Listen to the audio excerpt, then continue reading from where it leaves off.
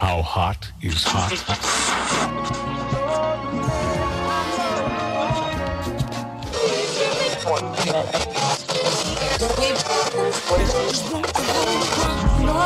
About my black brother, I love you, and I'll never try to hurt you. I want you to know that I'm here for you, forever true. These are the things that change boys to me.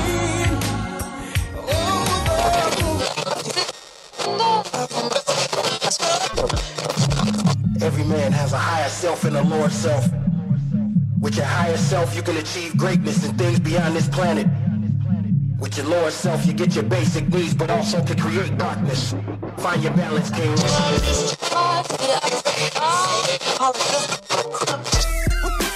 Hotep, children of the sun, and welcome. Your #1 station focused on rebuilding our nation.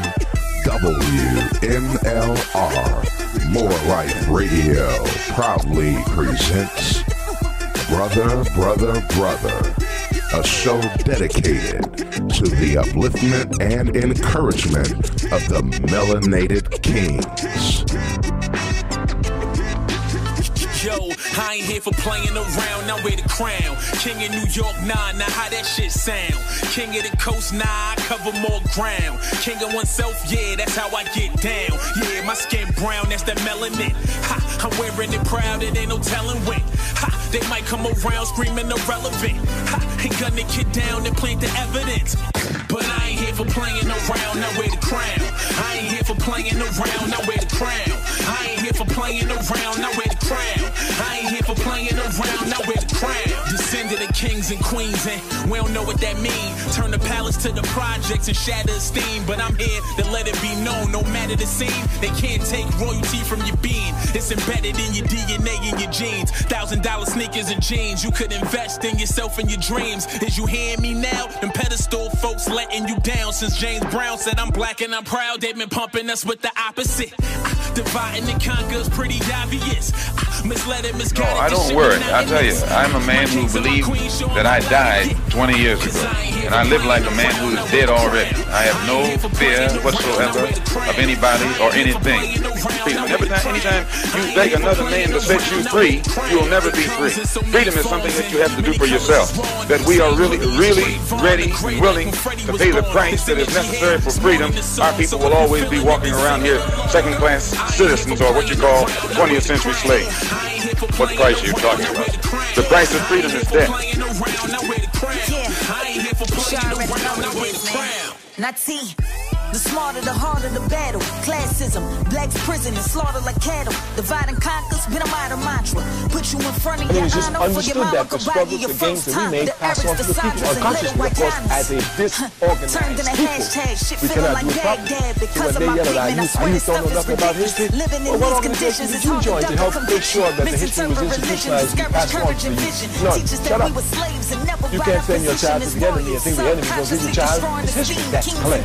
So since you've made no effort at all to come together with those who want to give their children proper education, proper history of what's going on, now that your children don't know the history, don't be screaming at the children. Okay, let's take another break, and when we come back, I would encourage you to speak up more forthrightly.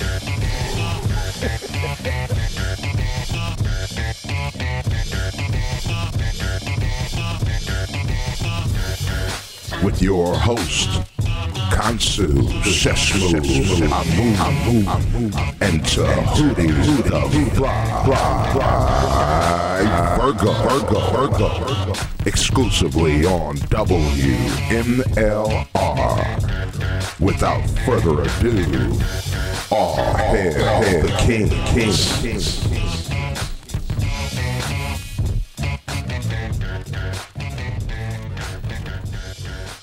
Well now, darkness, everyone, darkness has fell upon us. WMLR, brother. Yes. Another fantastic Thursday. Brother Tehuti, King Tehuti, how you be, man? My partner in rhyme. Peace. Tehuti the Fly Virgo, what's up? Welcome everybody. WMLR, More Life Radio. It's your number one station dedicated to Black emancipation. So glad that you could join us on this terrific Thursday night. It started raining here in Texas, man. And, I was glad to miss that driving. I didn't have to drive in the rain. It sucks driving in the rain here at Khonsu. And so I'm glad I didn't have to do that. But I'm glad to be here with you, and my main man, Khonsu.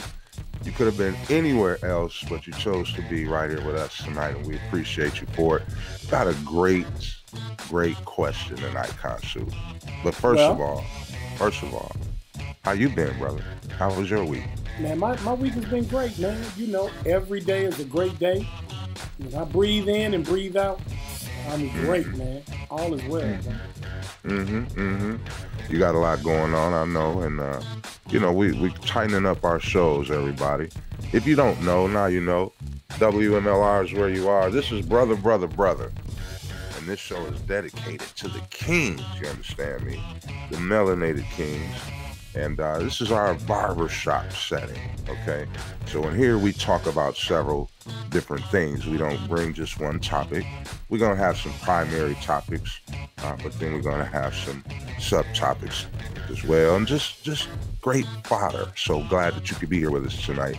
And Khonsu, okay, so we're going to do this a little differently. We're going to switch this up. All right. We had a great show on Saturday, y'all. Right, and first of all, thank you to everybody who tuned in live Saturday morning. Thank you to all the people that came on afterwards and watched it. It was a great success. We were really, we really tried to figure out how we could put it together and make it work, make it quality, and it happened. And so we're very proud of that show and very proud of the fact that a lot of people enjoyed it. And so we had one cluster, Khonsu. This is my request. We had one cluster that we didn't get to play. Yeah. And remember, if you missed it, go back and check it out. We were highlighting some up-and-coming artists, okay? And we're going to do that. We're going to do that. You run into all types of things doing that, but we're doing it for free, and we're doing it most importantly because we love music. Me and this brother right here, we love music. So I want to do that like at the bottom of the hour if we can. We can drop that cluster. Mm-hmm. This is the architect, y'all. I have to consult with the architect, the producer, the dope producer, my main man, Khonsu, Sheshmu, Amun. So tonight, what's on your mind, brother? What are you going to be talking about? Well, I'm going to be talking about finances, man. We all need finances, melanated queens and kings. But I'm going to keep drilling in the heads of my fellow kings every now and then. How important it is to be financially responsible and why it's important, what facets of life it will change for our melanated kings. Now, don't take this as a general assumption because I always have a certain perspective to why I say this, and I'm going to hold that until we talk about it later, man. Okay. All right. Build it up. That's how you build a beat. Yeah. I'm going to ask a question. It's pertaining to relationship titles or relation bridge titles. And, it's a conversation that came up at work. One of the queens, Brandy Lynn, Peace Queen, if you're watching, she brought up a good question. And I said, wow, that's a great question to ask. And so I want to present that to the kings and the ladies that are with us. We welcome the queens that are with us as well. I want to present the question, right? And there are a bunch of different titles and labels and things, Khonsu, when it comes to relation bridges. There's we're talking, we're messing around, we're dating, and courting. So what's that all mean? What do these things mean, man? That's the question I have. What's the difference between, dating and courting? What's the difference? Do you court first and then date, or do you date first and then court? What's the difference? Messing around, I think that's pretty self-explanatory. Being that we're going into cuffing season as well, fellas, it is cuffing season, so everybody should be all right. Just make sure your game is tight, okay? Make sure you keep it real tight and respectful, because yes, you get ready to get chose. So, and then talking. What's talking? Then there's casual dating and all of these types of things, Khonsu. So I'm confused, right? Mm-hmm. So I thought it was a great question. And when she presented it, the conversation just went in so many different perspectives. And there's a definite different perspective between men and women, like dating. We can start there. There's a difference in what we look at as dating. Khonsu, let me ask you first, what does dating mean to you? It's a two-part question, okay? What does dating mean to you?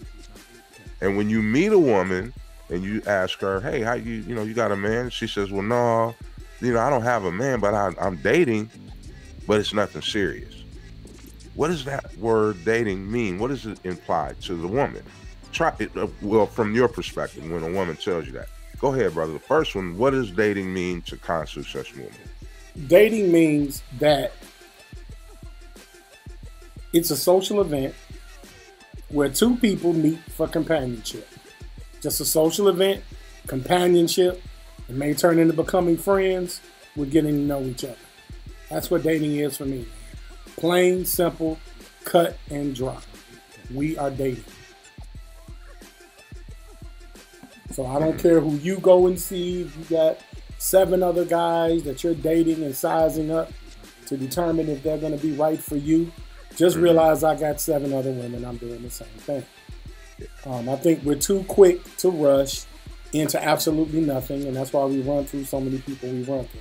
Now, mind you, I'm a byproduct of this. I've learned mistakes, and I've learned very well from my mistakes, so I can protect my feelings. Because contrary to popular belief, black men, we do get our feelings hurt. Sometimes we're talked bad about when our feelings are hurt, because we're supposed to be tough. Wow. But yeah, dating is just a social event for just strictly companionship, bro. Just strictly companionship. We get together. We go out. Now, does dating always mean? It doesn't always mean that it's on the man to spend money. It should be a mutual thing. We're dating. We're just going out and having fun and enjoying each other's company.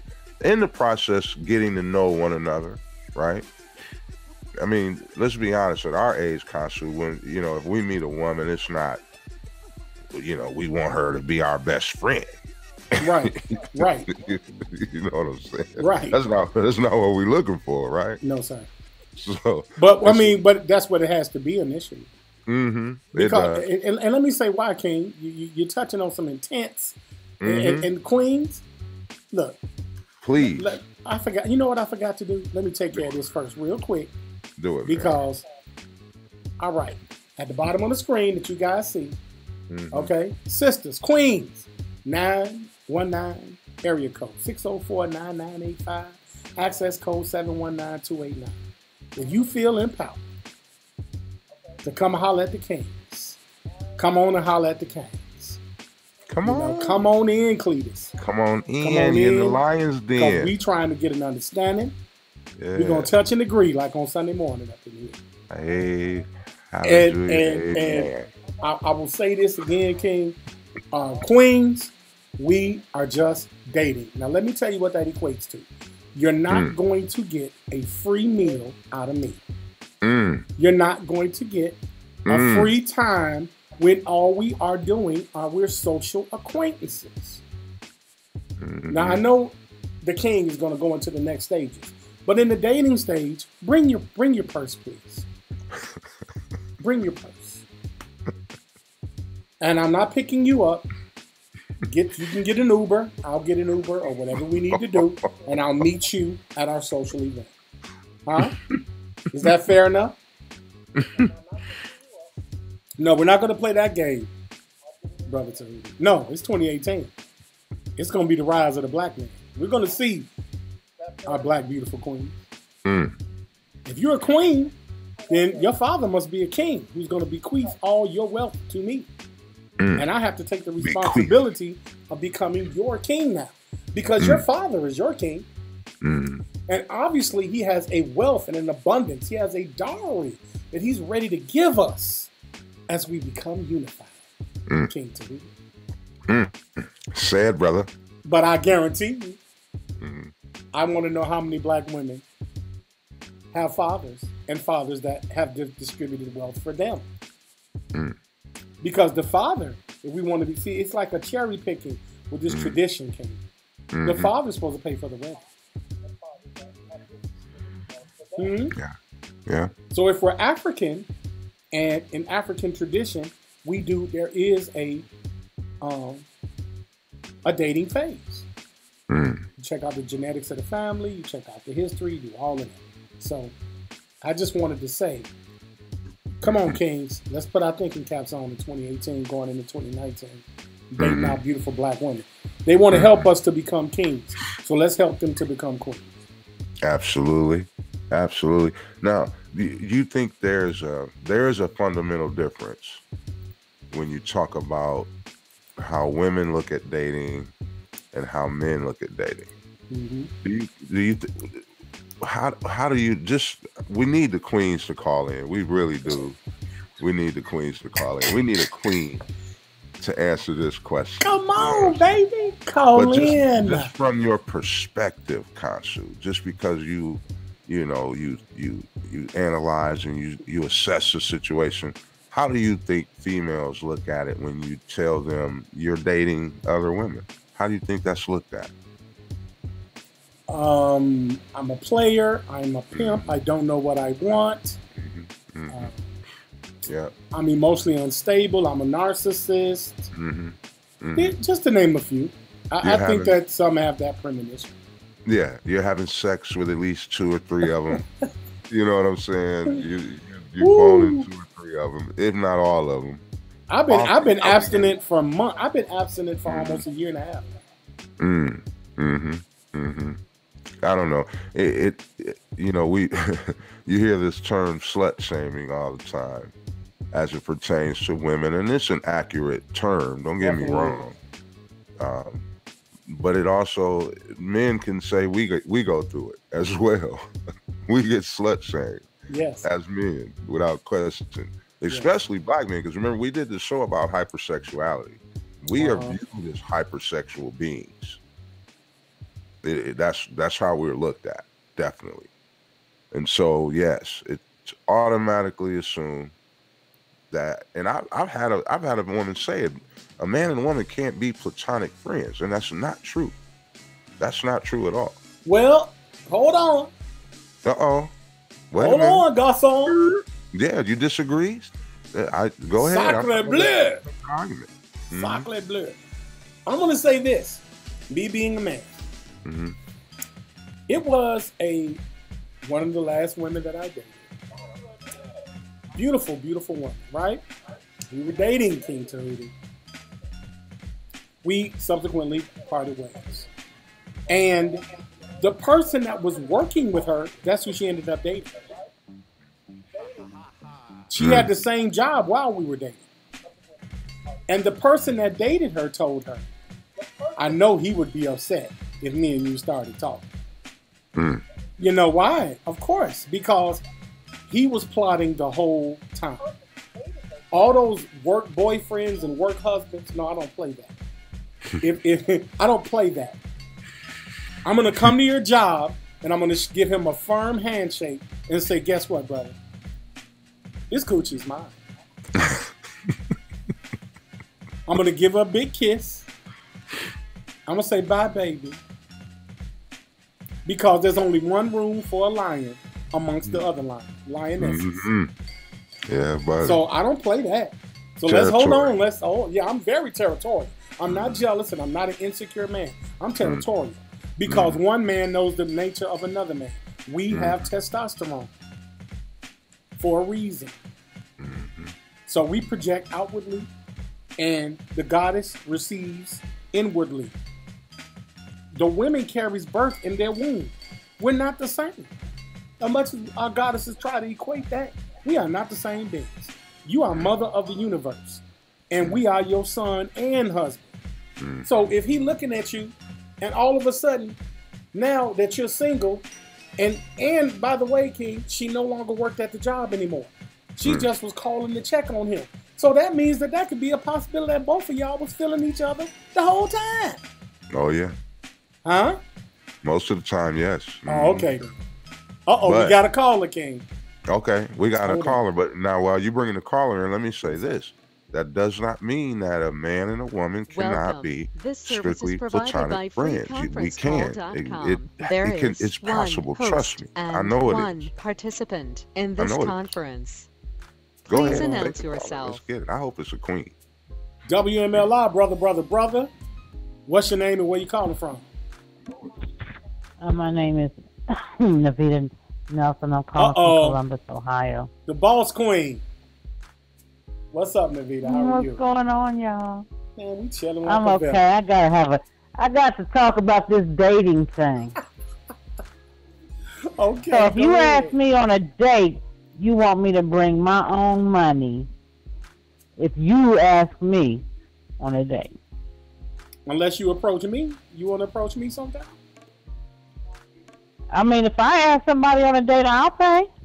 But if somebody asks me, I guess that's where I think men and women may have a different view of dating. I don't know. But for you to go on a date, somebody has to ask somebody to go on the date. Right.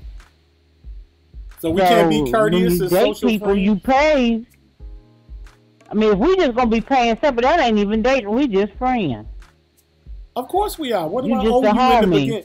What do I owe? I'm trying to get to know you. I've never met you before. I found you attractive. I like to get to know you. I'm making my intentions clear. So let's go on a platonic date and let's see where we might be able to go. Let's do a couple of dates and get to know each other. Why am I giving you a free meal? Yeah, what else are you going to give me? Why not? Are you giving me some ass on the first night? Why? You think ass should be equated with a monetary value of a dinner? If it's going to go farther than a dinner. What you're saying? No, I'm saying that. It should never equate. I need to get some ass because I bought you a dinner. That's lower level thinking. Of course. Now of course, I'm being facetious. But but you said just because I asked, then I acquiesce to being responsible for the entire date. Why? Because I just asked you. Somebody had to approach somebody. Right. Someone has to approach somebody. So I think if you ask me to go to something and you tell me, so if I want to date someone, that means that I'm not looking for something platonic. I'm looking for something more. Otherwise, I just say, let's hang out. That's I can go out with people who I'm not even knowing that I'm not even remotely interested. Those are not dates to me. Those are just us hanging out. So we're meeting for companionship, dates is something right? You're meeting. You're meeting someone with the hope of a possible relationship. You're getting to know this person because you like them beyond a friend. So if I like them beyond a friend, then you got a job and I got a job. We're going to show that we respect each other equally. What gives you more value? What makes your paycheck more important than mine? Nothing. But I feel like this. If I ask a person out, this is just me. If I ask a person out and I pay for dates, I don't have no problem doing it. Right. You know what I'm saying? I'm going to pay because I asked you to come out with me on a date. And a date usually is going to be me treating you, and you can get what you want on the menu, and we're going to kick it with the aspect of us getting to know it. You know, Tehuti knows me. I don't have no problem paying. But if somebody asks me on, if a male asks me on a date, I'm going to bring, first of all, because I don't know how they're thinking about it, because they just might think like you, so I'm going to bring my money no matter what. Deshaun, you know what I'm saying? Okay, be sure. Now, what you're doing, some people might think like you. You might be breaking a covenant of the women, our queens, like yourself, a beautiful black queen, because that's why women won't approach us, huh? Because they know that if they make the first rule of engagement, they're liable. Is that what they believe? Obviously, that's what I'm assuming. I will. I would think so. I mean, if you asking someone out on a date, that's why I think a lot of women don't ask, because they, you know, and then you get women that fall into the category they ain't never going to ask, because they don't ever want to be the one to pay. You know, I've heard women say they don't feel like they should ever pay, even if they ask. They don't feel like they should ever pay. But I don't agree with that. Yeah, they'll be forever single. They will always be single if they never pay. I can tell you that. If they never pay, a guy who does that, he's controlling. When he pays all the time, he wants to leverage his finances. We're going to talk about that a little later. But men that pay for everything, that means they can afford you and somebody else. You trust and believe it. Because in my grandparents' day, that's what they did. The men just paid. That's just what they did. I mean, I think we got out of that some of that tradition in this country. Because we are American African, as the Tehuti would call it. And that's a tradition, I guess, that we have engaged in this country. But I think we're getting away from it to where women are proposing to men. Women are asking men on dates, and if I ask you on a date, I'm going to pay. That's a good opinion. You know, I think that in the context, I know King Tehuti is going to talk about the other stages and the other titles. I think within the context of this whole thing right here, I think it's very deceptive when we play up to the title and not really playing up to the individual. Like if I'm going and I go out of my way as a man to ask you for a date, I'm risking rejection. I have to deal with that because most women reject you the first time. If you're not persistent enough, you won't get the number at all because she's going to tell you no right off the top. Even though she may, girl, I like him. Oh yeah, women reject you right off the top. I've never met a woman that's sure. Have you, King? I've never met any woman that's done that. Yes, yeah, you're absolutely right. I kind of want to go back a little bit because I'm a little behind you guys, but I want to go back to something Navita spoke on. I agree. If I ask you out on a date, then I'm footing the bill, whatever it is we're doing. I definitely agree with that. That's just balance. You know what I mean? I don't think it should be one-sided either way. I'm laughing at Deshaun though. That was crazy. He said he liked the approach. Let's hang out, bring that purse. I don't know. I lost her for a minute, but and you know, this teach his own. But I think would be interested to know if has I he ask ever had you out, someone so if I say, hey, you know, let's get together. I'm gonna take you out. Let's you know, do something. Let's get together and do something. That's on me because I'm presenting it. So therefore, I should be handling the financial responsibilities of that. Man, that is so honorable, you brother. Bring your purse, baby. I can't hear Tehuti. I can't hear Tehuti. You can't hear him? Oh, Tehuti, she can't hear you for some reason. Yeah, I don't know. I don't know why, but I heard what she was saying. Yeah, you crazy, man. Hey, man. Bring your purse, huh? I mean... Well, I'll just hang up and tune in. Okay, we're so sorry, Queen. We're so sorry. Man, we you know what, man? We need some, we're going to need a loan from everybody. Maybe about $5,000 to get our house. No, I'm just joking. We're working through the technical difficulties. We're going to get it together. Thank you so much, Queen Navita. Very wise sister, very wonderful sister. We have so much respect for her. We appreciate you calling in. We do. We really, really do. Yeah, I'm going to say, King, I appreciate you for this topic. I know we got some other stuff to deal with. We got plenty of time to talk about this, though. Yeah, man. I'm telling you, dog, bring your purse, man. Bring your purse. Because if you want me to pay on the first date and you checking me out, I got to check your ass out. What's your credit score? Let me see your ID. How many children you got? What's your mama like? What's your daddy like? I'm not going to be the only one that's chasing you down because I don't know you. I don't know you. Now, maybe later on, a couple more days in, yes, baby, I got it. I'm digging. I got it. Because nowadays, King, some of these sisters, you got to meet their hair, eyelashes, eyebrows, tummy tuck, butt, and breast before you meet them. You might mess around and come in the house and they don't even have their makeup on, King. Yeah. We can't do all that. This is not all, ladies. It happens, but it's not all. It's not all. We're not. But they tell it. They say it's all us. Yeah, well, we're not going to do that. We're going to see, and that's what we do, Khonsu. As the kings that we are, we lead by example.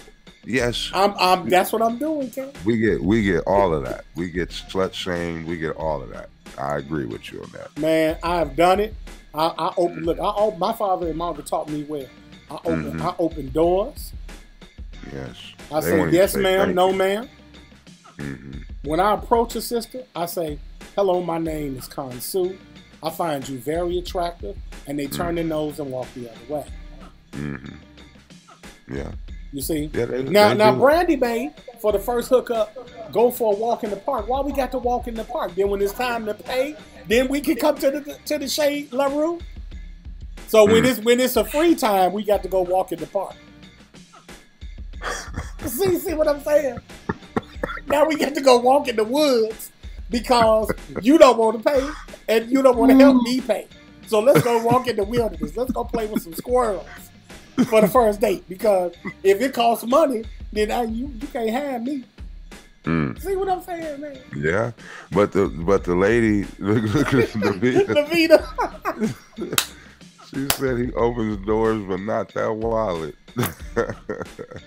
and again, I'm in total agreement. I really honestly believe if I ask you out, then it's on me. Now, if I ask you out and I want to walk you through the park, don't trip because I didn't want to spend money, because I know the ladies would do that to a girl.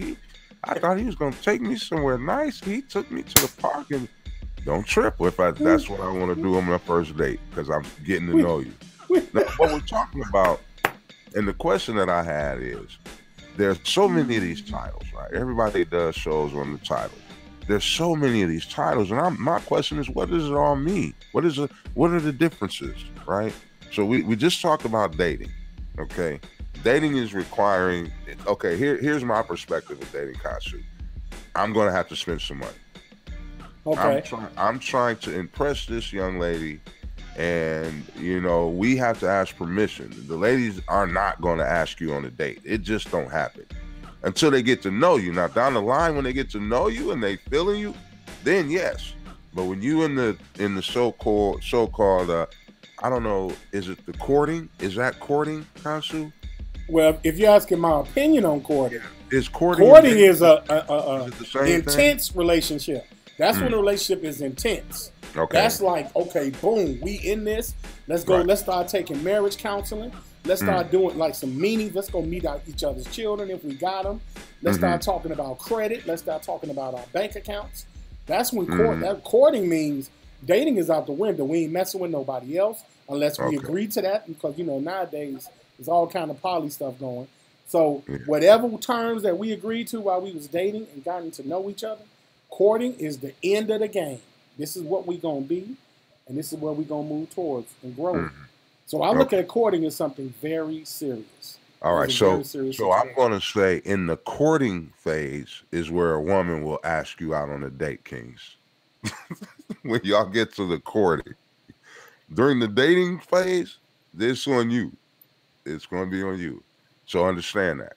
And you have to set the tone. I think it's important to set the tone to show that you're not, everything ain't going to be financial. There's some things that we can go out and do for free. Some things we can go out and do, because really dating should be about just getting to know you, spending time. We would, exchange of energy. Yeah, there are some dating situations where the sex might even jump off, right?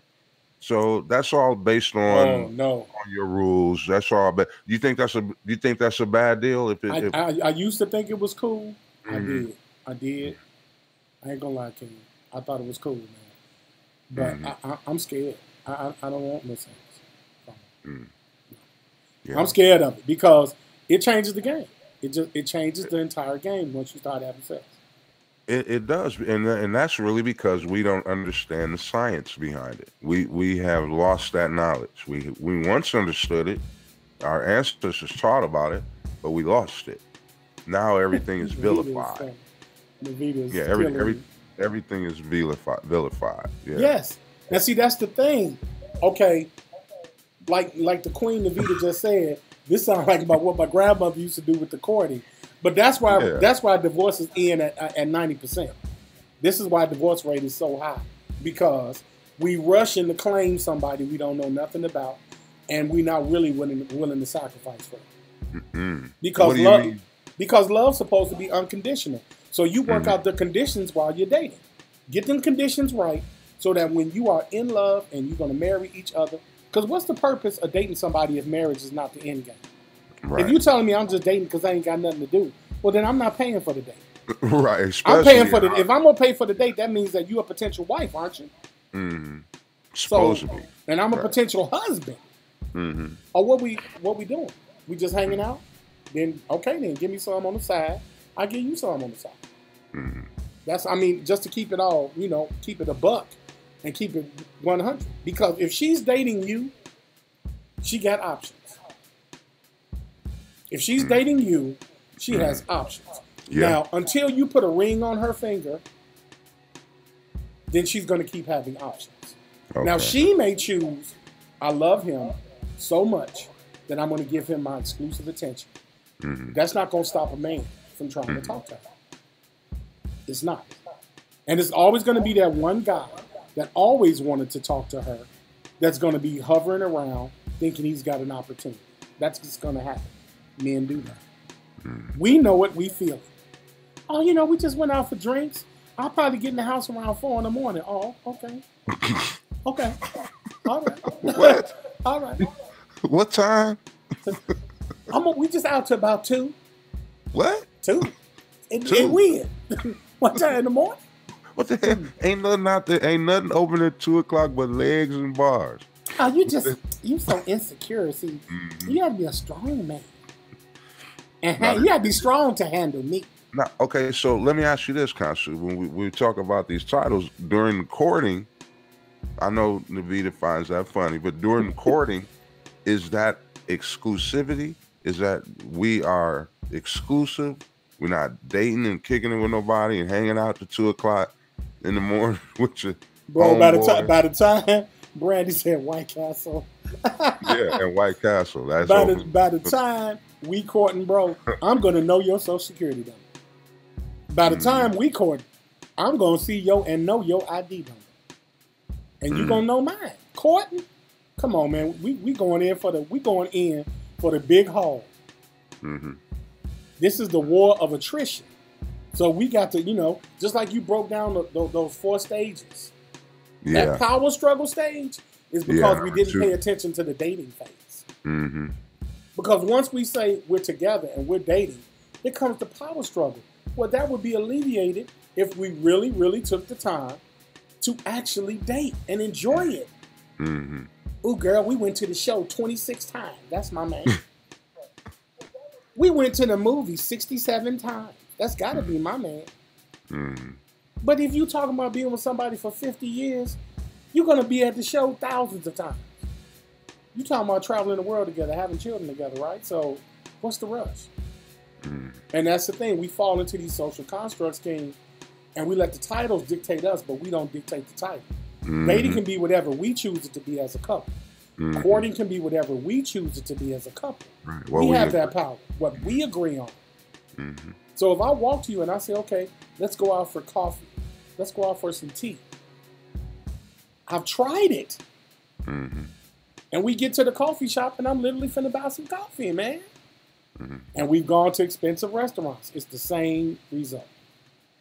And then when you start feeling her, man, I don't like her, man. I'll be calling you Tehuti, man, I don't like this one, man. We vibe, man. And she all nervous and scared and hold on. But this the 8th date. What? You can't open up to me? We done been out 8, 9 times. I done paid every time. Mm-hmm. So at least we should be open to each other. So these are things that I'm saying, and I know the Queen's probably rolling their eyes. But I'm telling you, I'm telling you guys, Kings, you gotta show your worth. You got to let a queen know you are a man worth something. That's right. You can't let your money speak for you. That's right. That's right. I don't know, man. And it's true. It's true. Don't start a habit that you're not going to be able to follow through on. You know what I mean? Don't start something. Let's be honest, and we men, right? The kings in here, y'all all in here. Okay, let's be real. Okay. Sometimes our queens can be like children. This is true. If you spoil them, and they start expecting that. So don't start something that you're not going to be able to follow through on. Sometimes you gotta kind of train them to be to hear no. Did you say train? Yeah, you have to kind of. They train us. It's okay. See, I believe in balance. Awesome. I don't believe in a one-sided thing. They train us on certain things. Keep it real. When we meet her, we have to ask permission for everything we do. So yes, we learn the way they like a thing, the way they don't like a thing, but they have to do the same with us in order to have that balance. And so, that's just how I look at it. I think, we have to train them sometimes. You got to train a woman. So what was the other topics that you mentioned? I think you said. Yes, talking. We talking. I don't know what that is. That's your girl? Nah, man. We talking. That was something we used to say back in the day. We did. I don't know if they. My son is in the chat group. I don't know if they say that.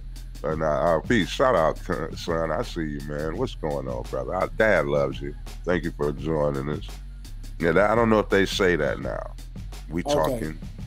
Now, when we said that back in the day, it meant we were at the getting to know each other phase. We were, and really, that's all we could do. A lot of us as youngsters, because if you had strict parents, you wasn't going on no dates too much. Right. You ain't getting to get nobody pregnant, so y'all just talking. that can go any way, we messing around. We say that's pretty clear. Okay, so a couple of questions. Do you think titles are necessary, Khonsu? Let's get ready. I'm getting ready to wrap this up. I wanted to talk about Cat Williams too, man. Did you see that, Cat Williams? I watched it. I saw a little bit of it. I'm still a little in the dark. Just a little. I'm sure it's got everything to do with this, though. Ooh, man. Well, he was on a show V103 with Frankie and Wanda. Wanda is a comedian. Yeah. This was the first time I've seen her, but they are talking about a few different things. He talks about Tiffany Haddish and how she's basically overblown hype. How her career has just catapulted from one movie that she's done, and that movie was Girls Trip. That's the movie that just blew her up. Yeah. And he's talking about that. He says she went from that to she wrote a book, and this is Tiffany Haddish all over the place. And so that prompted Kevin Hart to come out in defense of Tiffany Haddish, and he referred to Cat as a hater, and I don't know why a lot of these cats is hating, and this, that, and the third. So it's been some real kind of light drama, and it kind of prompted a conversation about Haddish. Should she be there? Like, we saw what happened with Monique and Netflix, and that was kind of Monique's beef when you think about it. Tiffany Haddish signed a contract with Netflix, and she's getting $1 million or $2 million. She's getting some money out the deal. Yeah. And so Kat suggested that basically it had a lot to do with colorism, just a lot of different things, and he was being real. He was saying some real stuff. I don't think he said anything inaccurate or wrong at all. Then toward the end, it's a 20-minute video. Then toward the end, man, him and Wanda messed up. Wanda is the one that messed up. She tried to slip him. She tried to crack on him. Mm-hmm. And you don't want to do that with Cat Williams. You don't want to do that with Cat Williams. I don't care who you is. He was killing her, man, on the radio show, man. He asked her, did her wig and headphones come together? Did that come together? Did that wig and headphones come as a set? I mean, he was, man, look at here. He wrecked the queen. It was hilarious. What is Tiffany Haddish is the diamond and silk of acting. Oh man, yeah, that's and she is. I mean, but and he posed a good question. He said that there are so many other black comedians, you know, that deserve to be out there in that spot. Maybe old school that never got to be, but here she is in her body of work. It doesn't really prove that she deserves to be in that spot. What do you think of it? Do you think Tiffany Haddish is funny like that, Khonsu, where she should be up there making the Kevin Hart money and close to it? Yeah, I think she deserves it. I think that, you know, it doesn't equate how long you've been in the game. I think it's all about timing and just being in the right place at the right time. I think that the movie she did was timing. You know, she stood out in the movie. I thought it wasn't all of that funny of a movie, but she stood out amongst the other people. They weren't as charismatic as she was. I don't think that was the intent to showcase Tiffany Haddish. But hats off to her for taking advantage of the situation. Because Kevin Hart, he isn't the funniest comedian I've ever heard, but timing plays a major role. You know, I mean, and you put Kevin Hart in the prime of Eddie Murphy or any other comedians of the sort, he wouldn't last. You know, because it's not as funny as him. But he's fitting for the circle now. So but I also respect where Kat is coming from, because that does happen in the industry. The colorism thing does happen in the industry. So I do understand that. And I do know that Kevin Hart, and I can't think of the other comedian who kind of took a back seat because he was outspoken. He played the character Foolish in the Master P movie. I can't think of his name right now. They were both. I can't think of his name. That's a shame. But because they were very outspoken about social issues, they were kind of blackballed. You know, I would say. Yeah, and anytime you get a black man that's going to speak on real issues and things that affect the system or challenge the system of racism, then you can just about expect to be attacked. Eddie Griffin is another one who has been very vocal about things. D.L. Hughley better watch out because he's really speaking some real things on real topics and issues. So yeah, anytime you do that as a black man and you already have a platform, that's when they get nervous. Right. You know, they get nervous because you already have an effect on a number of people. Listen to you and respect your ideas, and they follow what you're doing, and participate and promote and help, and support you. So they see that, and that's a danger. That's a real danger. So, yes, it is, man. I do agree. And Dick Gregory was a comedian that he even stopped doing comedy just to become a straight liberator. So that's true. That's true. And we have to pay attention to those kind of things, man, because it is prevalent with the conspiracy of black people in the movie, entertainment, sports, all of that in that industry. That is definitely a serious problem. Now, the lines are open to Vita, but looking at the time, we're going to do this real quick.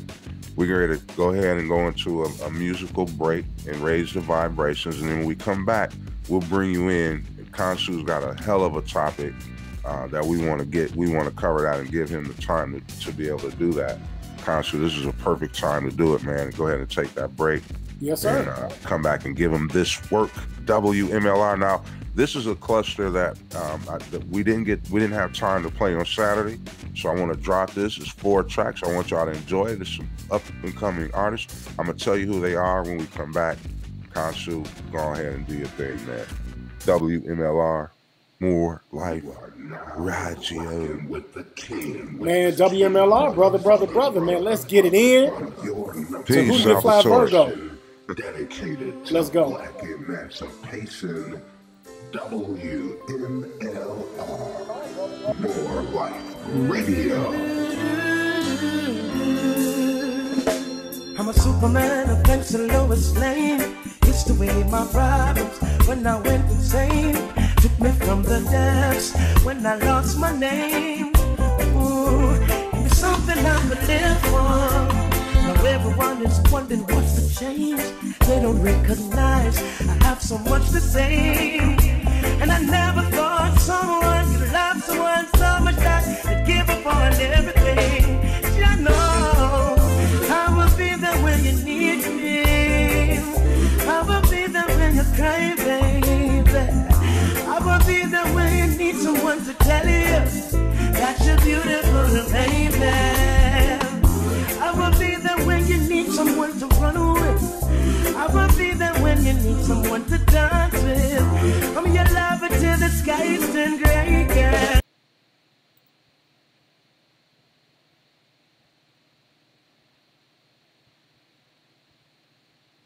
It's time to slow it down on your #1 station dedicated to black emancipation, WMLR, More Life Radio. Yeah. All of that ass you carrying, you gotta be shitting me. All of that body that you came with, but where you mentally? I know you hit all the time, but you ain't gonna hit for me. I just wanna focus on them lovers.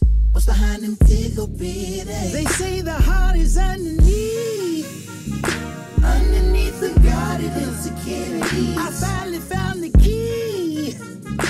Underneath the garments, that's the devil. Open your heart. X-Spots the mark, baby. Don't turn around, make an ass at yourself, baby. Open your heart. What's behind them tickle bitties?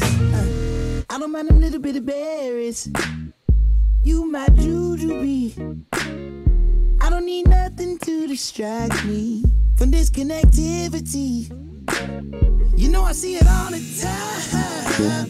The same old shit to me. I just wanna know what's under that tender titty meat. They say the heart is underneath. Underneath the guarded insecurity. I finally found the key. Yes, I did. Underneath the garments, yes, Lord. Open your heart. X-Spots the mark, baby. Don't turn around, make an ass at yourself, baby. Open your heart.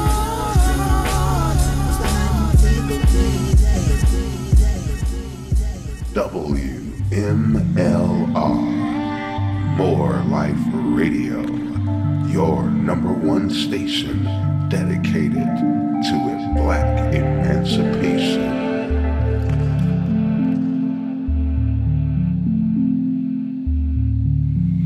If I told you I could give you life, would you leave the boundaries of your mind? I bet you never even knew that there's a universe inside of you. Can I take you back and make it go away? Would you let me be your getaway? No, no, no, no, I bet you never knew there's a universe inside of you. Can I?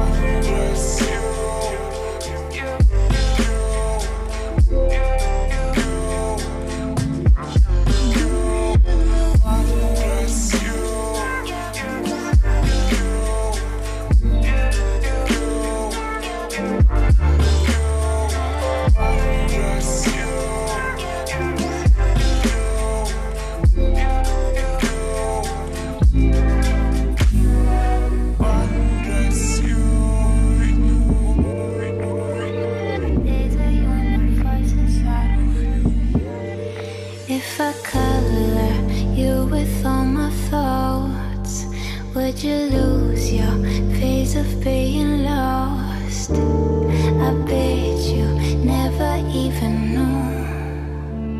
I see the universe inside of you. Can I make you feel okay? Would you let me take you to a higher place? No, no, no, no, I bet you never knew. There's a universe inside of you. Can I?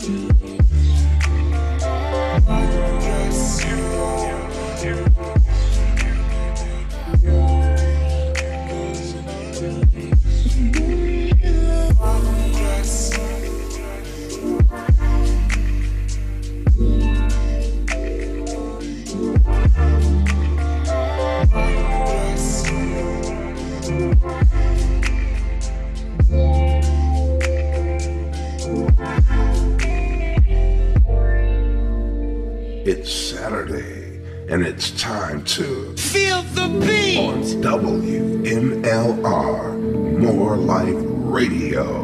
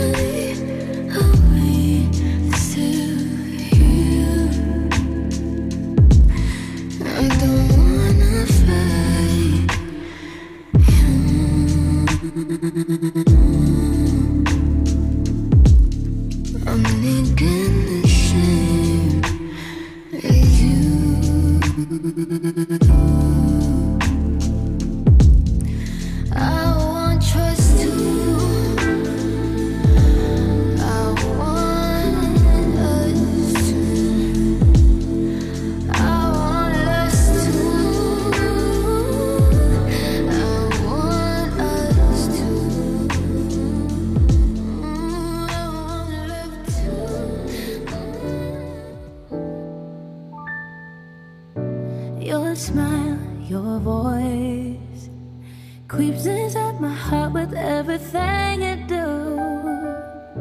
I have no choice. Loving you is all that I know how to do. Even when your weight was heavy, you would still hold me up. Even when you were in pieces, you would hold me together. Even though I was your baby, you was all the fight in me. One who was there to hold my back. Don't you know that I choose you over anybody else?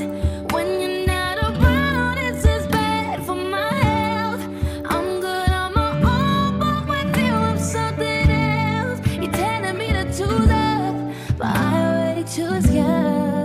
I choose you, you. I choose you, you. They say it's choose up season. Finally, I got a reason, yeah, and I want you. I choose you, you. Everybody needs someone to hold it down. I choose you. Your soul breathes into my body like a cloud of smoke. I should have known. You stay in my system even when you're gone. Even when your weight was heavy, you were still holding me up. Even when you were in pieces, you would hold me together. Even though I was your baby, you was all the fight in me. One who was there to hold my back. Don't you know that I choose you over anybody else? When you're not around, it's just bad for my health. I'm good on my own, but with you I'm something else. You're telling me to choose up, but I already choose you. I choose you, you. I choose you. They say it's choose up season now. Yeah, yeah, yeah. You. I choose you. Everybody needs someone to hold it down. I choose you. It's time to slow it down on your number one station dedicated to black emancipation. WMLR More Life Radio. More yes, Life indeed. Radio. Thank you for enjoying. I hope you enjoyed that. We had some jams. Khonsu, go ahead and take the needle off the record, brother. Let's get back into it. Get ready to wrap this time up, man. Yes, indeed. Thank you again for joining us. Yes, sir. All the commentary, enjoying it very much. And, we were talking about Cat Williams and his accusations of Tiffany Haddish being overblown and really overrated. And a lot of them say the same about Kevin Hart. I think Kevin Hart just has his thumb on the pulse of social media. And kind of like Barack Obama, he understood social media and they use it to their benefit. And the thing that I like about Kevin Hart is he does help other people. He helps other up-and-coming comedians. It's a grueling business, man. If you watch Corey Holcomb, he really gives you the lowdown behind the scenes in comedy. Mm-hmm. As a matter of fact, he talked about Cat Williams as well. So, yeah, it's a lot of griminess that goes on in comedy, boy. It's no joke. All right, one more thing I wanted to holler, and then I want you to go into that demonstration you got, man. The Kaepernick jerseys. Did you see that? The commemorative Kaepernick jerseys. No, sir. He had made a limited amount, and he was selling them for $175, and he sold out. They sold out. So big ups to Cap and Nike. Following that story very close. Starting to see a lot of corporate companies ban their employees from wearing Nike in any kind of fashion or any way. So we still have to see how this thing pans out.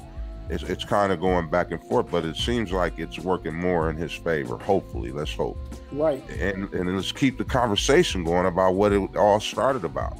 I don't want Cap to get caught up in this. Okay, I'm getting money now, and I want him to really keep doing what he's been doing. I think it's a phenomenal story. Phenomenal story.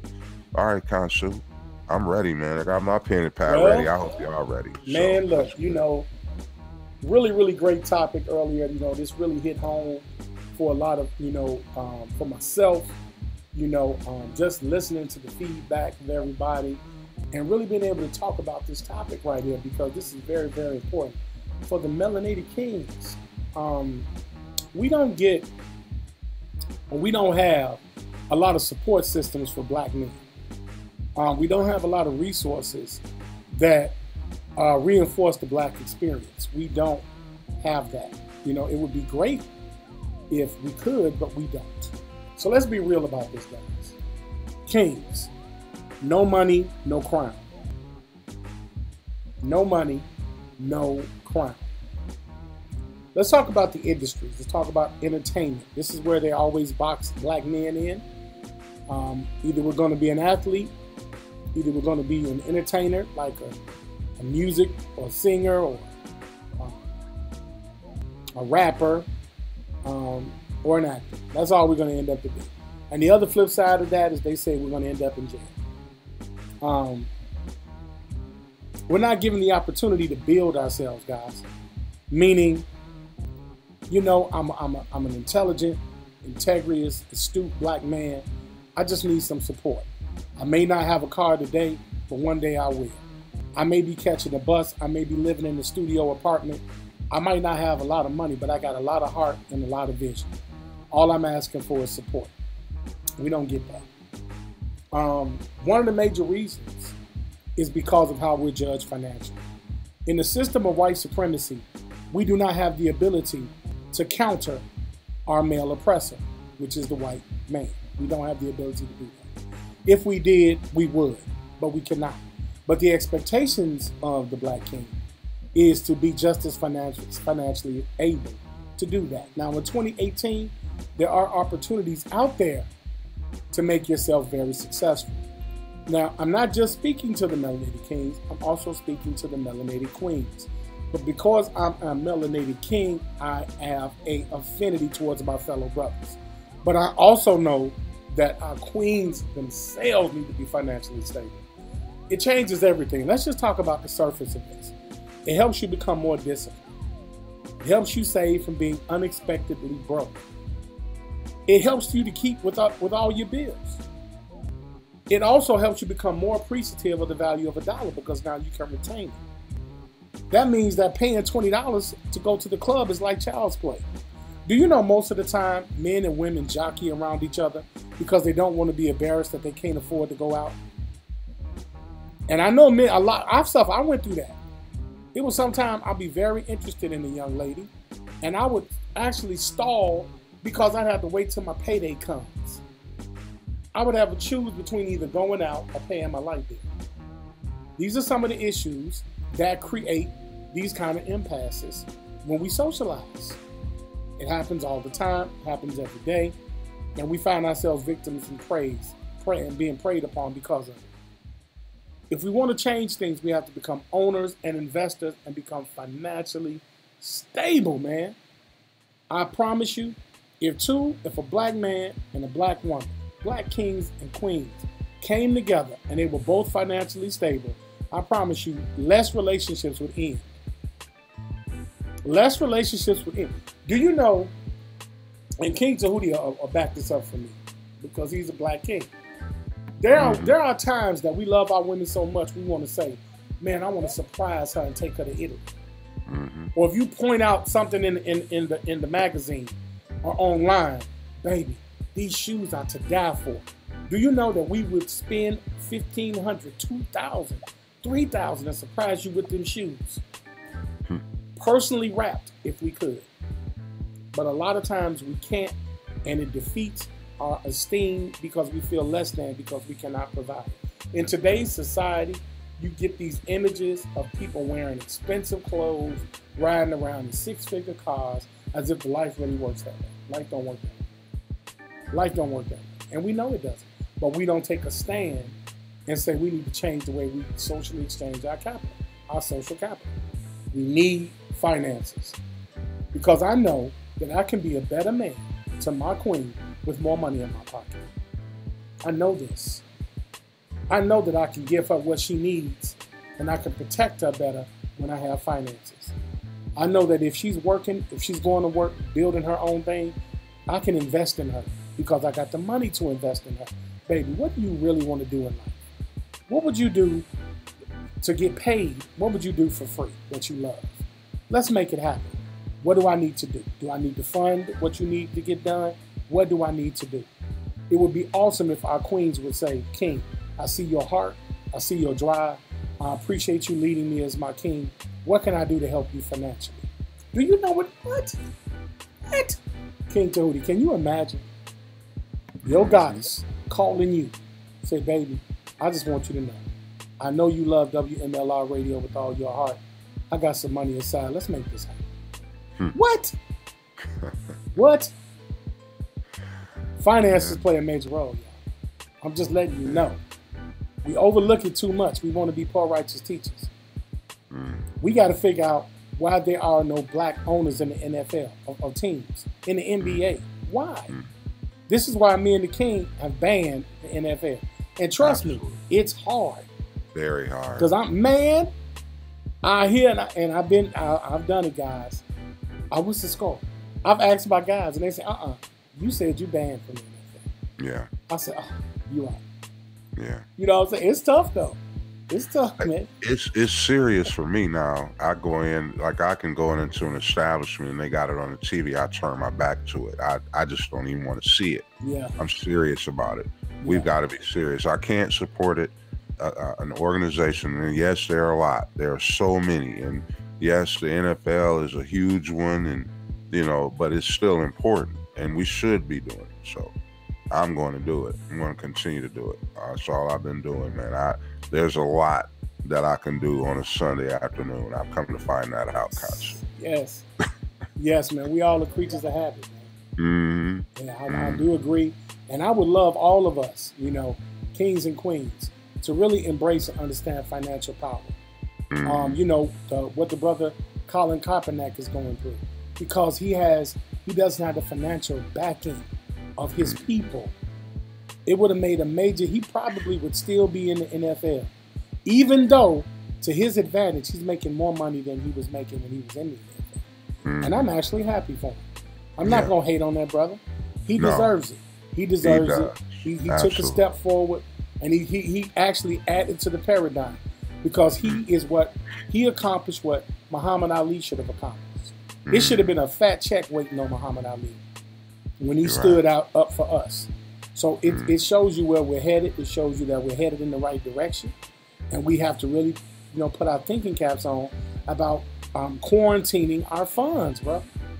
Yeah, definitely. That's our power. That's our power. We talk about the 9 areas of human activity and how the system of racism, white and Jewish supremacy, I add that in. Master teacher Neely Fuller Jr. just says white supremacy, and Dr. Francis Cress Welsing both talked and taught it that way.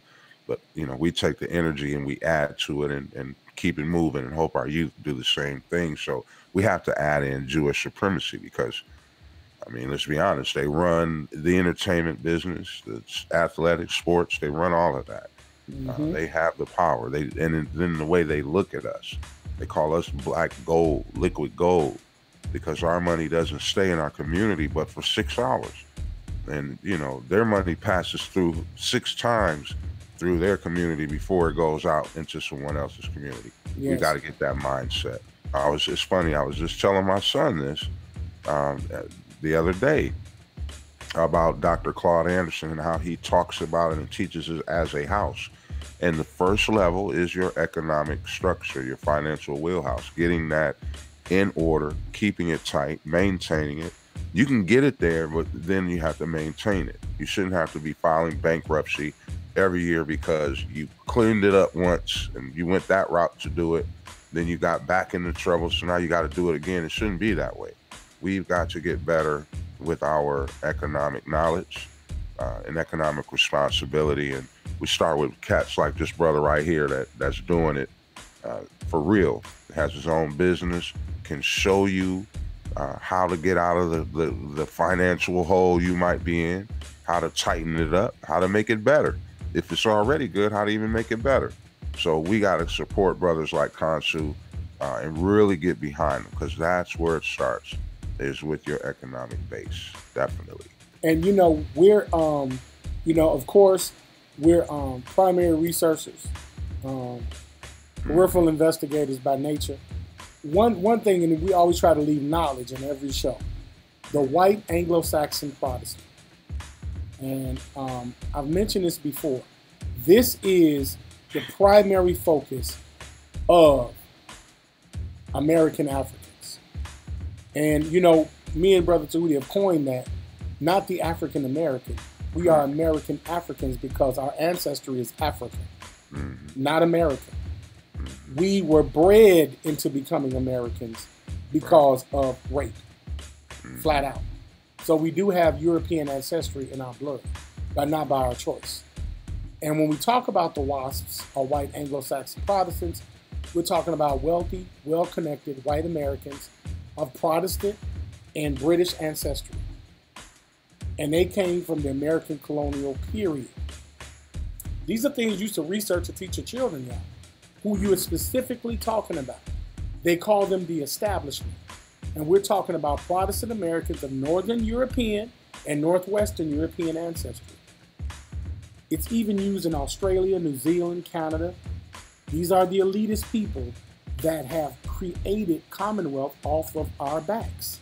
And we have to understand that. We have to understand certain terms. We're talking about Episcopalians. When it's used as a modern term, it's Anglo-Saxon Protestarianism. And it's something that we have to really, really stay focused and be specific about. And this is why I do appreciate Brother Nimi Fuller Jr., who really fine-tunes these kind of terms, because we do speak in a codified language.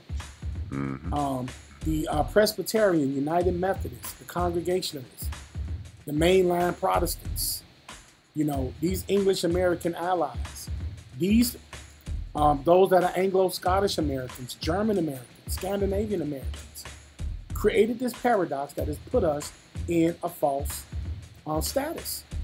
And we have to be critical of that.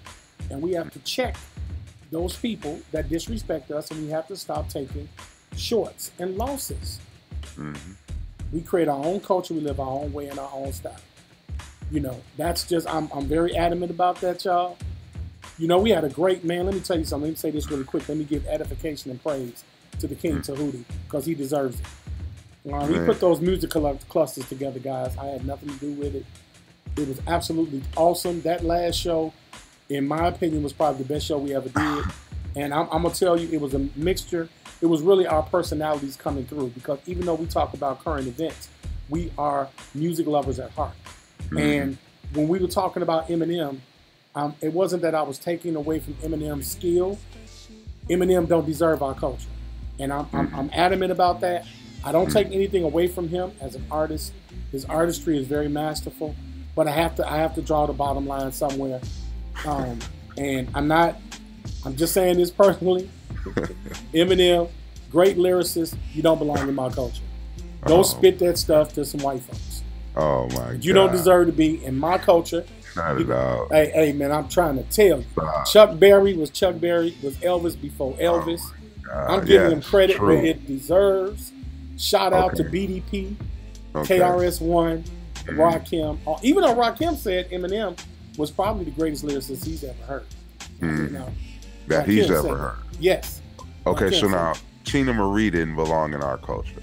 I'm not talking about Tina Marie. No, wait a minute. I'm not talking about her. Wait a minute. Hold on.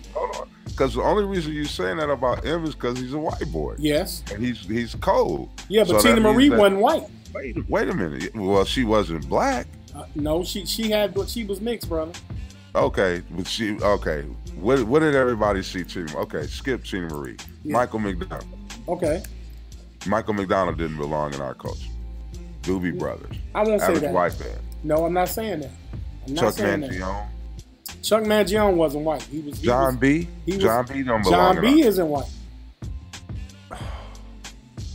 Okay. John B. has melanin in him. Okay. Yes. But John B. is not the typical black man. He's Italian or something like that, right? Yeah, I think I won't even guess, but I know he's not. He's not a white Anglo-Saxon Protestant. He's not British. He's not a woman. He's not Scottish. Okay. He's not none of that. All right.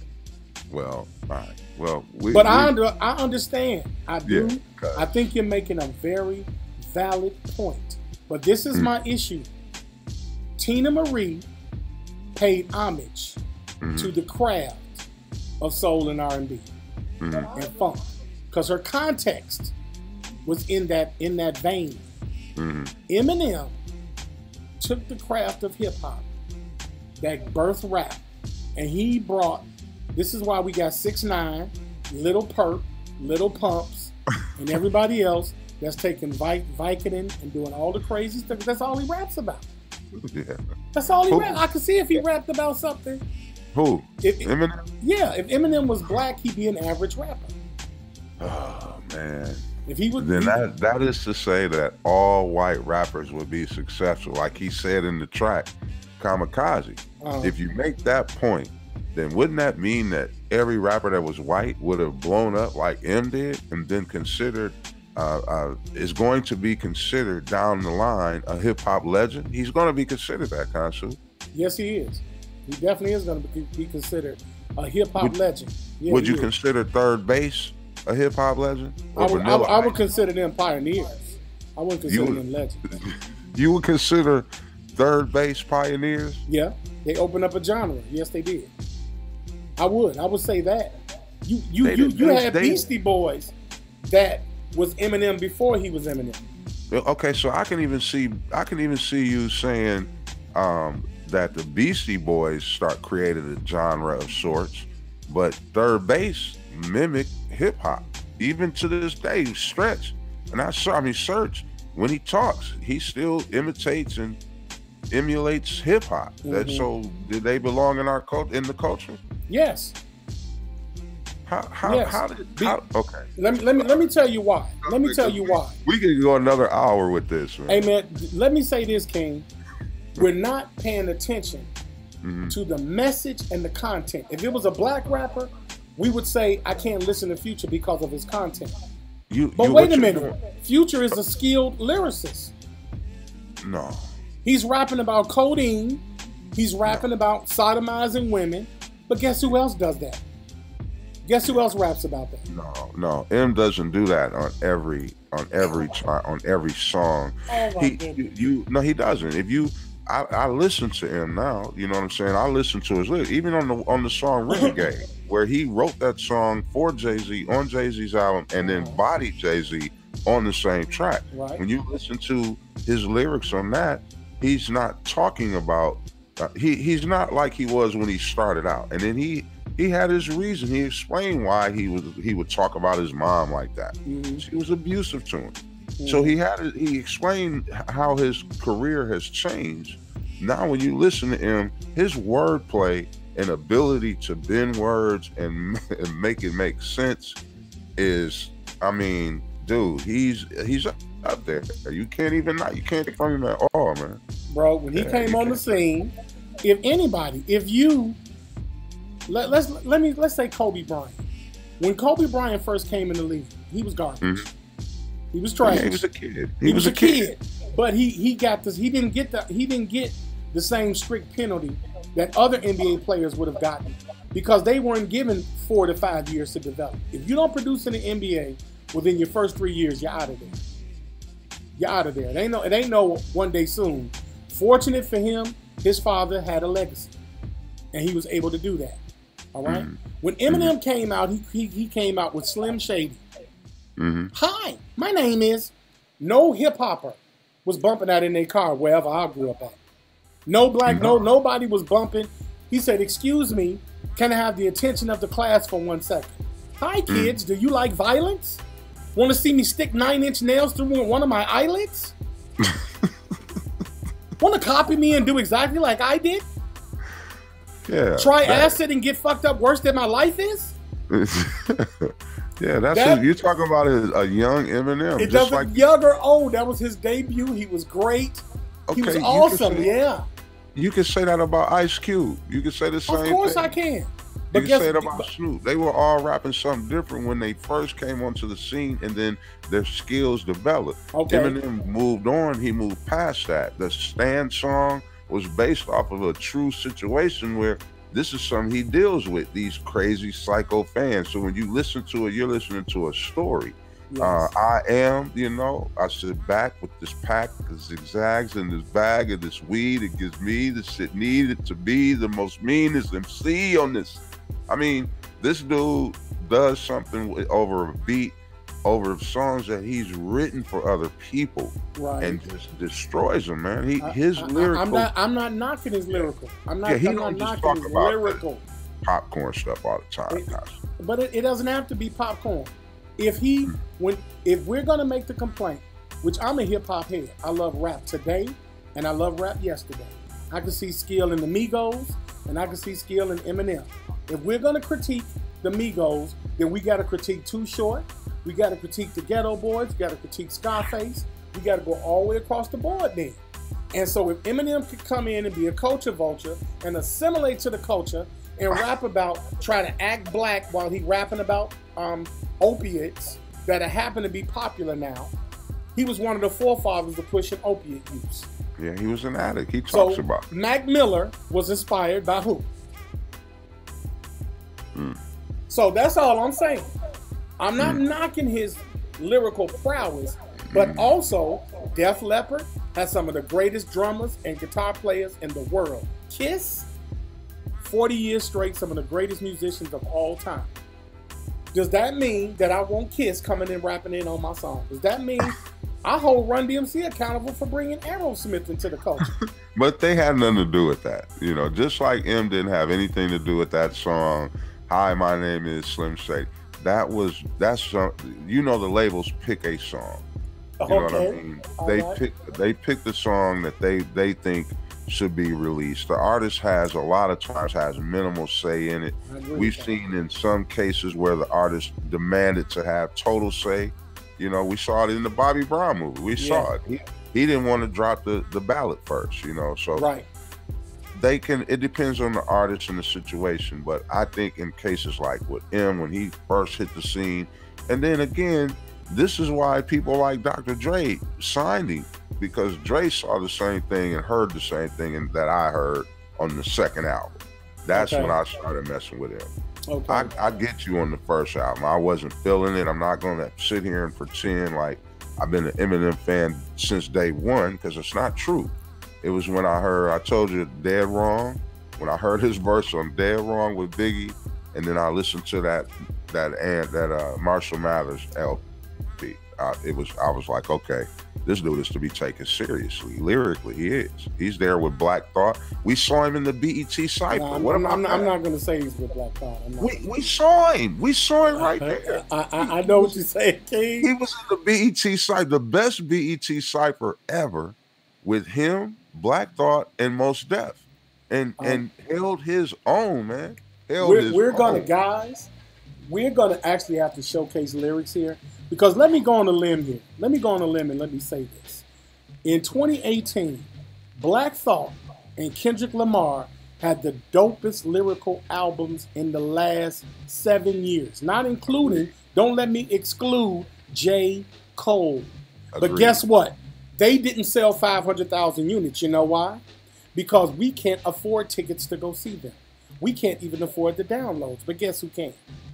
Guess who can? Oh, yeah. Pink Toes. They can afford to force the industry. And that's why I give so much respect to Jay-Z.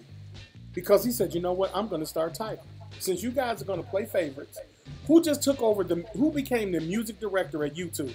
Lyle Cohen. He's raped so many artists. Lyle Cohen now is directing YouTube music. So this is what I'm saying. I don't discredit Eminem. Not at all. I won't ever do that, King. Yeah, absolutely. Everything you're saying is a fact. Eminem has grown up. His style is developed. He's a lyrical genius. Absolutely. But guess what, Eminem? Stay over there, Eminem, and take all your little fledglings with you, so that I can give Black Thought the money he deserves. So that Kendrick Lamar gets the money he deserves. That's all I'm saying. If we started producing our own albums, had our own distribution companies and all that other kind of stuff, it wouldn't be no Marshall Mathers. It wouldn't be. He's dominating markets he don't deserve to dominate. I think the reason that Kendrick Lamar and J. Cole and cats like that, Black Thought, Mos Def, our people now, you know, we want to listen to music that's not even worthy of wasting your time a lot of times.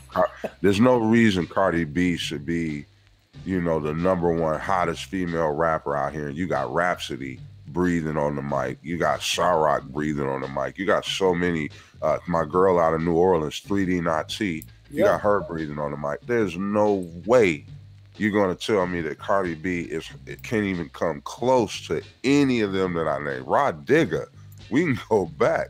You know what I'm saying? That's still doing it. MC Light, she says no way she should be where she is.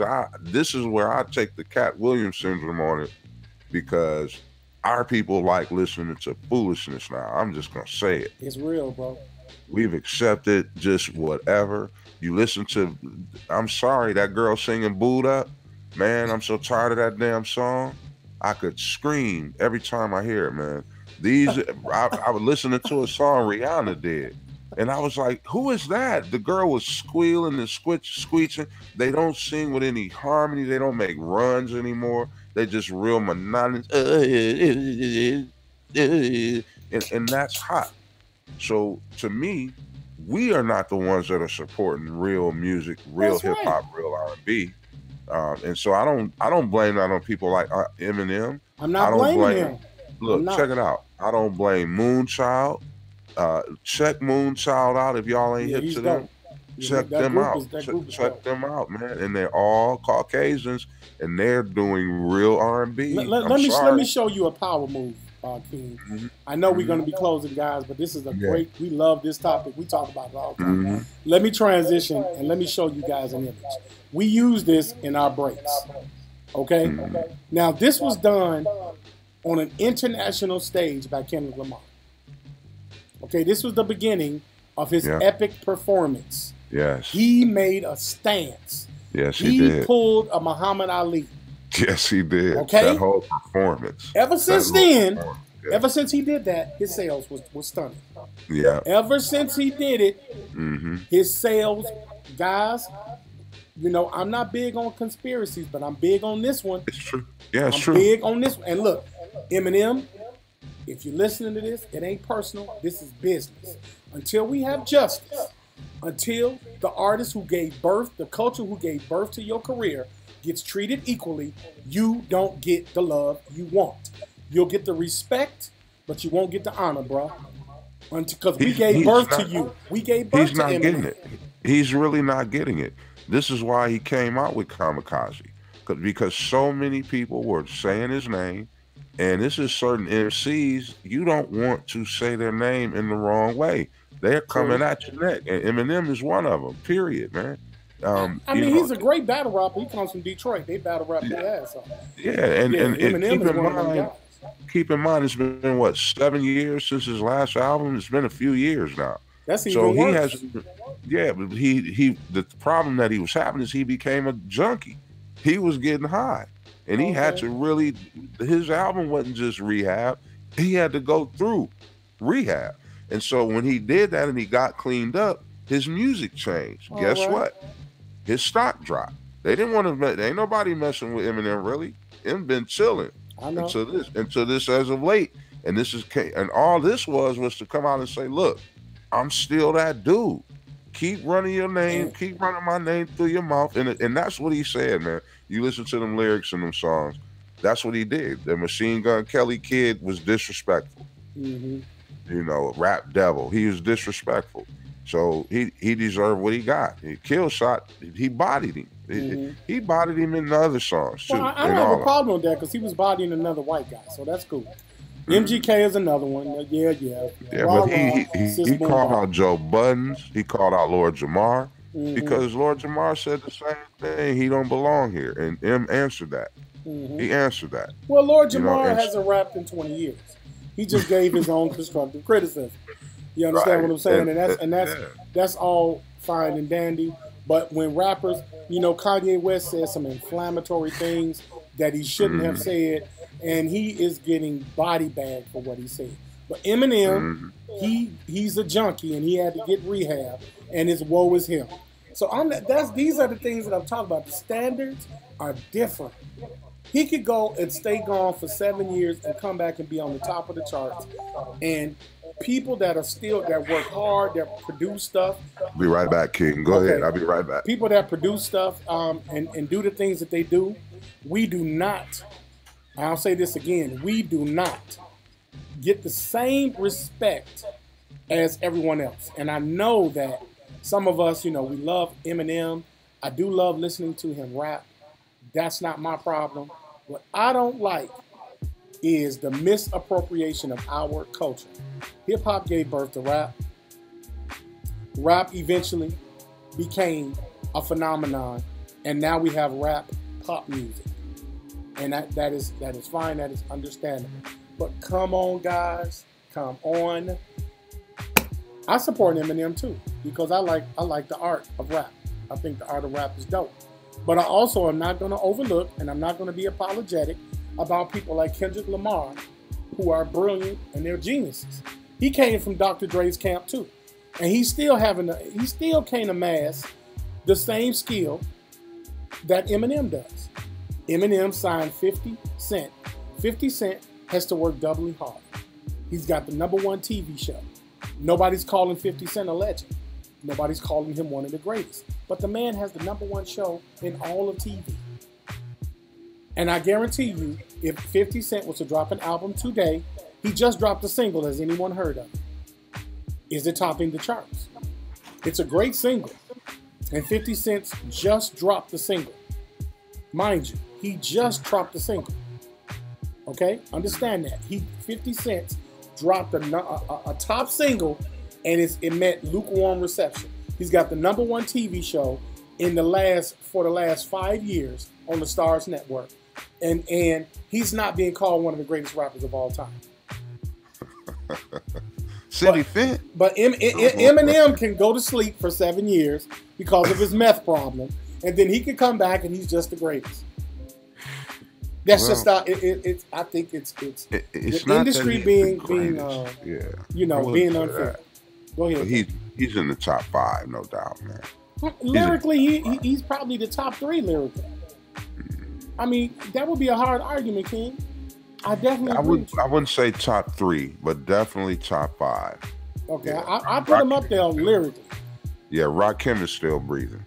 Yeah. So as long as he's still breathing, he'd be #1. And then you could put 2 and 3 anybody. You could say Black Thought Nas. You could say Mos Def Nas. You could, Kendrick Lamar, J. Cole. You can put anybody in the 2 and 3 spot. Yeah, I like Andre 3 Stacks. Andre 3 Stacks. The whole Outkast. Yeah, everything. The Dungeon. It's just insane. CeeLo Green could spit. You know what I mean? Lauryn Hill. I'll put Lauryn Hill ahead of Eminem. I'll put Lauryn Hill. I'll do it every day. I would take, if you give me 3D Nati, Sa-Rock, and Lauryn Hill, and they'll body anything Eminem produces. Anything. I put Sa-Rock up against Eminem. Yeah, I can't even be mad. Because 3D Nati would do it. She would do it by herself. And she writes, produces, and does all of that. No love. She didn't get no love. Guys, our intro song has her. Yeah. Just losing. That's her in that verse in that The Crown. Yeah, 3D Nati, and then check her out. If you haven't checked her out, fellas, you'll thank me later. you will hit me up like Tehuti. Good looking out, man. She's dope and she's fine. So yeah, go check her out. She's a killer, man. Let's get her wrapping on up, Khonsu, man. We had a good show and went a little longer than we expected, y'all. And do apologize for the late start, but bear with us. We both are busy men and getting back and forth, and sometimes things happen and it causes you to be a little late. So bear with us. Robert Glasser said that about Lauryn Hill, but I sometimes think Robert Glasper is a little overrated myself. Oh man. Ooh, yeah, I do. You took it there. Yes, sir. Yeah, I do. I didn't like that. I didn't like how he went at the Queen.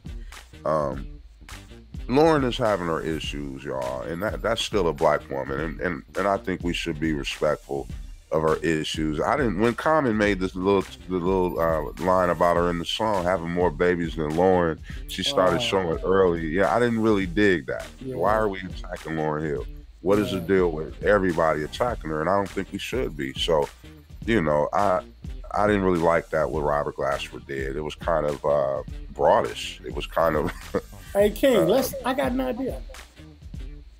What? I got an idea, King. What's that? Our next Saturday show, let's showcase all the great, beautiful black female rappers. Yeah, I think that'll be dope. Because I would even venture to say that a lot of our queens don't know. And they should. Then you wouldn't be settling for somebody like Cardi B or Nicki Facade. When you hear these other ones that we can bring that are even doper. I agree. Selah Narubi, another one. Man. You're not hip to her. Star, you know what I'm saying? STAHHR. You're not hip to her. Yeah, I think that's a great idea, man. We'll do that. We can put some clusters together and bring some heat. Yeah, I'm with that, brother. And we throw some old school in there too. Yes. We throw some old school. I love old school Latifah. You know what I'm saying? Goodness. Old school Queen Latifah, she was lyrical. Yes, very much so. Very much so. Yeah, we can do that, man. And of course, the GOAT, Shantae. You know we got to bring Shantae in it. The big mama of them all. She birthed them all. Yeah. so yeah, I put Shantae right there with Rakim, and then everybody really? else. Roxanne Shantae? Hell yeah, man. Okay. Without question, bro. Okay. Shantae started it. You know what I'm saying? Shantae started it. You can't. I mean, she went again. Think about this. She destroyed a group of 4, because she even went at Mixed Master Ice. She destroyed and then now when you see the movie and you see that she was on her way to do some laundry and just stopped. Marley Marl calls her upstairs like, "Hey, come and lay these tracks," and she stops going to do the laundry, go lay the tracks, and then just walks out to go do the. Man, Shantae is the GOAT. Who started first? Did MC Light start first or Roxanne Shantae? No, Shantae started first. She did? Yeah, okay, Shantae started first. MC Light came later going in the late 80s and into the 90s, because her best album to me was Cha Cha Cha, All Eyes on Me. That was her best album. But yeah, she came later. But yeah, Shantae, like she said in Big Mama, I gave birth to all you bitches. Okay. You know what I'm saying? Yeah. Because that's why they call her the Big Mama. She did. I don't know. I'll have to think about who's the greatest.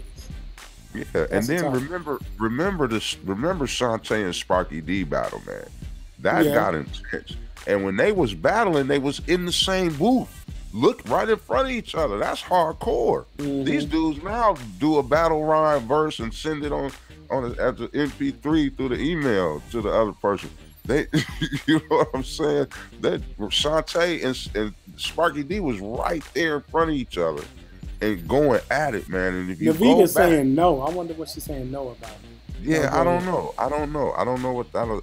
You have to explain yourself there, Navita. I don't know what that means, but yeah, Shantae is the GOAT to me, in my opinion, of all the female MCs, the FemCs, and I think that's a great idea, Khonsu. We'll do that. Now we're not going to be able to do it this Saturday, so bear with us, guys. Bear with us. She said no to Roxanne, please. Right, I'm starting to agree with you. If not Shantae, who? Name somebody that was hotter than Shantae. Y'all missing it. I'm gonna say MC Light or Queen Latifah. They came after. I'm sure they came after. And then look, and then Shantae bodied both of them on the same track. She went down the list, and Latifah and Light was on the same track. You know what MC Light did? MC Light left Shantae alone and went after the gangsters. Antoinette. Y'all remember Antoinette the Gangsters? Yeah, I remember her. That's what the whole All Eyes on Me album, That was a whole hot damn hoe. Shut the fuck up. That was to Antoinette, the Gangsters. Okay. Because Gangsters came out with Lights Out, Parties Over. And so that MC Light, they didn't want it with Shantae, man. They did not want it with Shantae. Yeah, I can't remember. What? I can't. What? I really can't. Yeah, Shantae came out. Marley Marl was an unknown. He was known in New York. He wasn't known nationally until Roxanne Shantae came out. The Revenge of Roxanne Shantae came out. When he put that out, that's when Marley Marl became nationally known. He wasn't even known in the nation at that time, man. She was before MC Light and Queen Latifah. And when they came... Oh, you know what it was called? Big Mama. I remember that. Big Mama. Mm-hmm. And she went down the list. She hit Yo-Yo. She hit them all up. Yeah. Rage. She hit them all up. And not one of them wanted none with Shantae. They didn't want it. They didn't want it with Big Mama. What? Yeah. Oh man. Yeah, well, we'll do that. We're gonna bring that. I think that's a great idea, brother. Let's go ahead and get ready to set everybody free, man. We want to thank everybody for rocking us. I'm gonna go ahead and say my good nights and let Khonsu close it up. First of all, thank you guys for joining us. Hope you enjoyed the show. As always, we enjoy doing it for you. Now, we won't be back Saturday, but next Thursday we'll be back. And then that following Saturday, we're going to bring the show, the FemC edition. Yeah, we're going to bring it. And there's so many that y'all might not even know about, but you're going to learn about it here if you make sure you join us. As always, I want to say I love you with the love of the ancestors, and I wish you well. I hope everybody's doing well out there. Keep your head up. And remember that whenever you feel like you're nearing the end of your rope, you just tie a knot and you keep hanging and you keep remembering that it ain't nobody bad like you. Not bad meaning bad, but bad meaning good. Huh. Peace, family. I'll catch you next time. Have a good night, y'all. Rest well. Peace. Peace and power, everybody. Yes, yes, sir.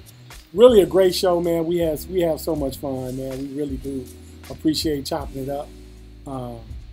That's just a blessing for us, man. And we wish, health, wealth, and prosperity for everybody out there that tunes in to WMLR every week. Brother. Be on the lookout for day-to-day programming that we're going to start bringing to everybody on a day-to-day basis, man. So many great responses. We are very humble and appreciative of everybody that supports us. We love each and every one of you. This is Khonsu, Sheshmu, Amun. On behalf of my man, Tehuti the Fly Virgo. We love you guys. Keep doing you. Be the best you, man. Peace, power, and love.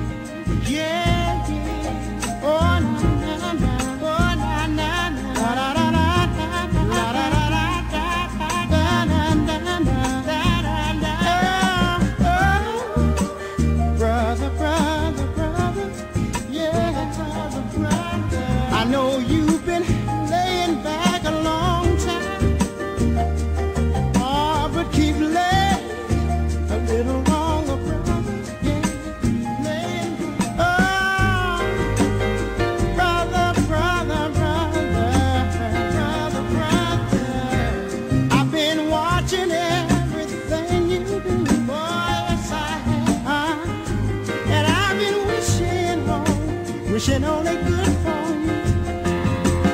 All you gotta do is just want it. And it's gonna come. It's gonna come. It's gonna come. Oh, yeah. You gonna come. Brother. Yeah. I know you've been laying a long, long time. You've been laying back.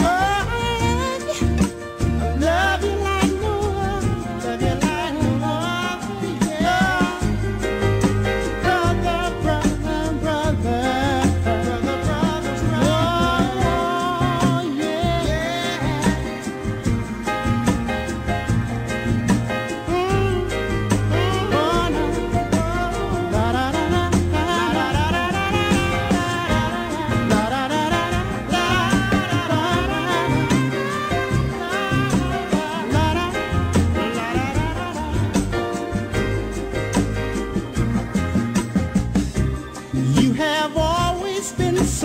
good to me. Oh, yes, you have. And though you